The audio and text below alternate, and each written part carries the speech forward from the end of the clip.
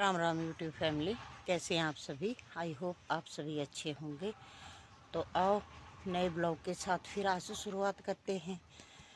तो गाइस, मेरा घर का काम हो गया है और सारा काम मैंने फिनिश कर दिया है सुबह का।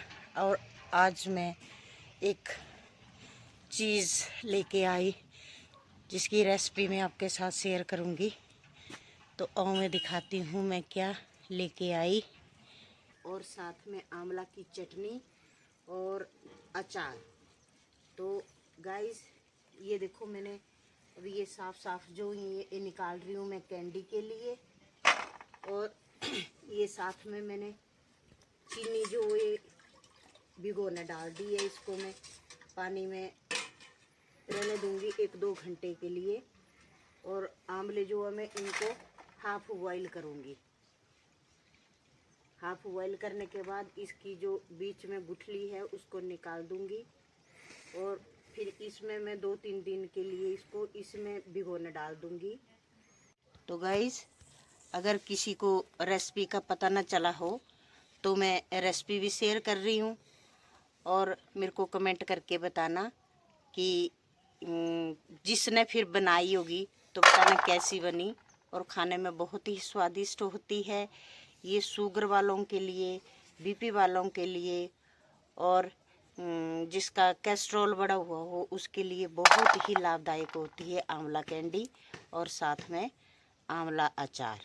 तो गाइस, आमड़े का खाद्या कने सियाने का गड़ाया जो कहते हैं ना यूट्यूब फैमिली, तो आंवले की कैंडी बनाने के लिए और अचार बनाने के लिए थोड़ी सी सावधानी की भी ज़रूरत होती है। क्योंकि इसमें कोई जैसे आंवला जो है वो साफ़ सुथरा होना चाहिए, इसमें कोई दाग वगैरह नहीं होना चाहिए। और साथ में इसको नीचे नहीं गिराना चाहिए। इसको तोड़ते टाइम थैले में ऊपर से लेना है, ताकि नीचे गिरने से इसमें दाग पड़ जाते हैं, फट जाता है, तो अचार जो वो ख़राब होने के चांसेस होते हैं। तो इसलिए आंवले को पेड़ में ऊपर ही लेना है। जैसे आपकी ये देखो यूट्यूब फैमिली, ये जो मैंने पानी को उबलते हुए पानी में डाल दिया इनको।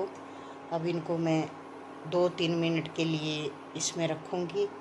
ज़्यादा नहीं पकाऊंगी क्योंकि ज़्यादा पकने से फिर ये ज़्यादा मैश हो जाएंगे। अगर चटनी बनानी हो तो उसके लिए तो ठीक है, और कैंडी बनानी हो तो उसके लिए इसको हाफ बॉईल ही करें, ज़्यादा नहीं इसको बॉईल करें।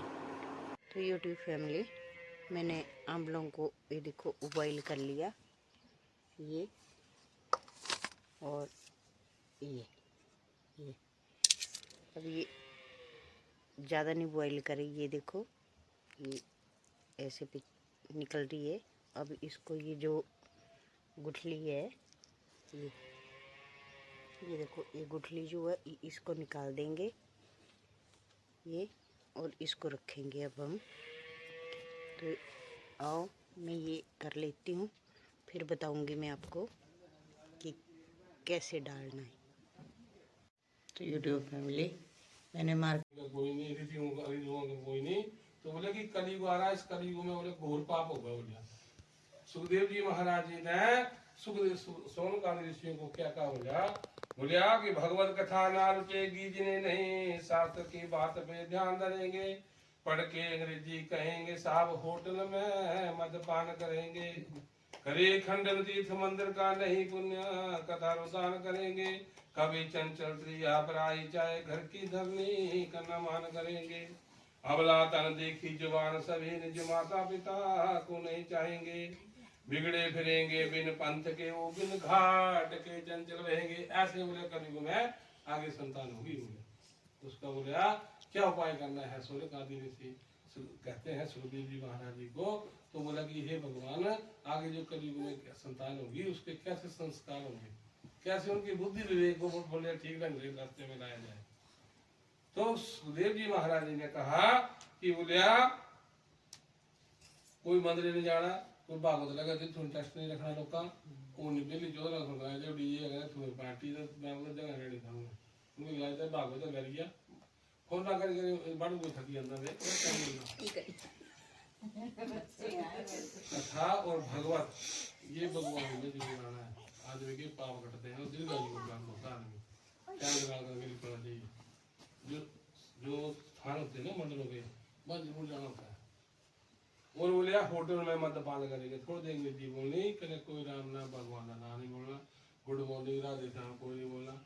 तो एक कलयुग का प्रभाव है, क्योंकि हमारे संस्कार ऐसे हैं माँ बाप के, बोलो good morning, good day, birthday, क्या क्या बोलना गलत हो जाता। बच्चों को राम राम बताओ, बड़ों के पैर भगवान है नाग तो ये हमारा बेकुंठ लोग है ये।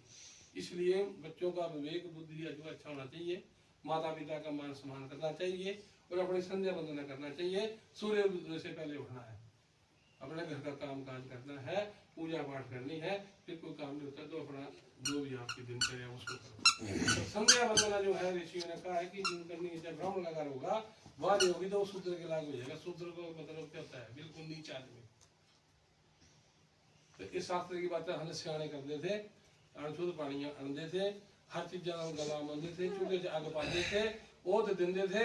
उसके बाद जो है 5 रोटियां रखते थे, पहली गाय को, कौए को, कुत्ते को, फिर बच्चों को, फिर घर वाले को। आजकल कुछ रोटियां खाइए थे, पता नहीं को कुत्ते। आजकल कलयुग का प्रभाव है, इसलिए शौनकादि ऋषियों ने सुखदेव जी महाराज जी को पूछा था कि ये भगवान कोई ऐसा बोले बुद्धि विवेक बताओ जिससे उन बच्चों का जो है ज्ञान बुद्धि विवेक बढ़ जाए। तो नारद भगवान, विष्णु भगवान ने नारद जी को बैकुंठ की संज्ञा दी। बोला हे नारद, आपका आगमन बैकुंठ लोक से किस लिए हुआ, आप क्या चाहते हैं, हे महाभाग मुझसे कहे, मैं उसका बोले यथोचित उत्तर दूंगा।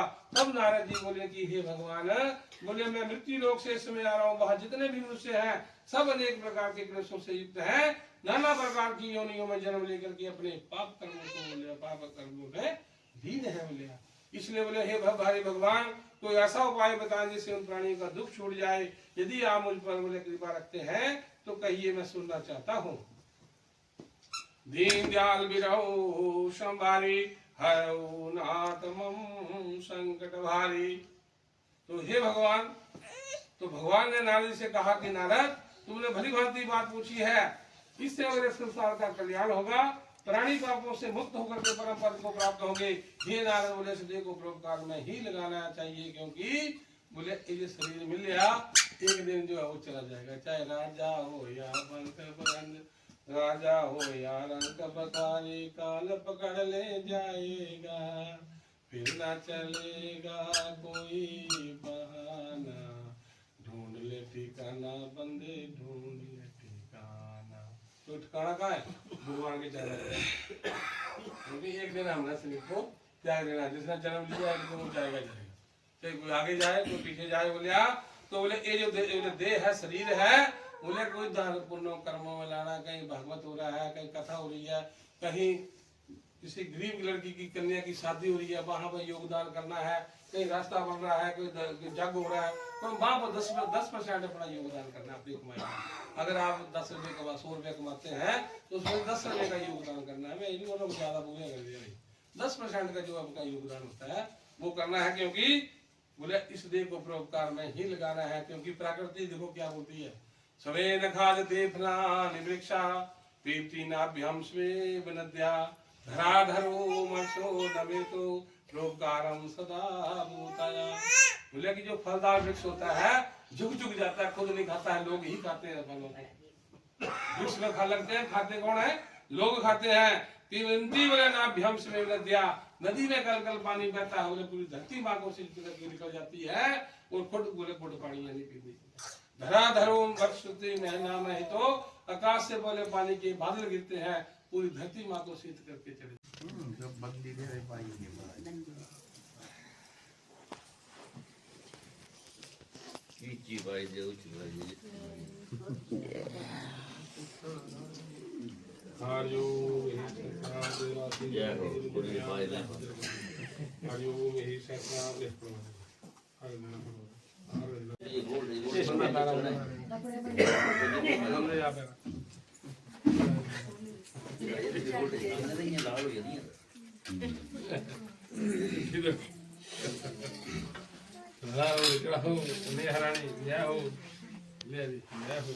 मंगलम भगवान विष्णु मंगलम पुंडरीकाक्ष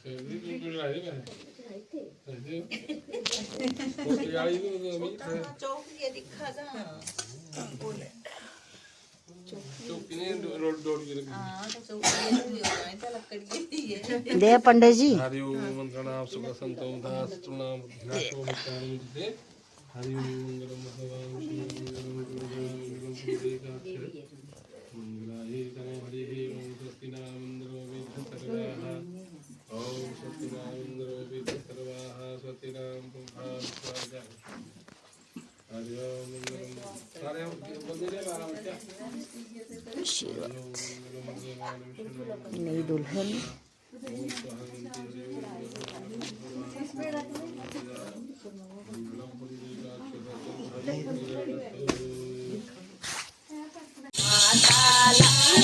ओम